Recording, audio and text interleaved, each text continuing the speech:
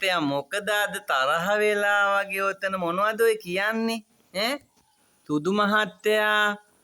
මොනවද කරන්නේ දැන් ඔය ඈ කොහෙන්ද මෙහෙන්ද මේ සුදු මහත්තයා මොකද කරන්නේ පුතේ ඈ තාත්තා වඩා ගත්තේවත් නැද්ද මේ දවස් ටිකේ මේන්න කොහෙන්ද චුට්ටක් වඩාගෙන දෙනා ඈ බැයිද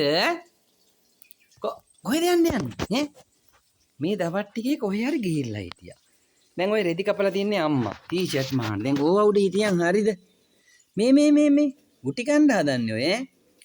සුදු මහත්තයා මේ මොකද දැන් පස්නේ ආය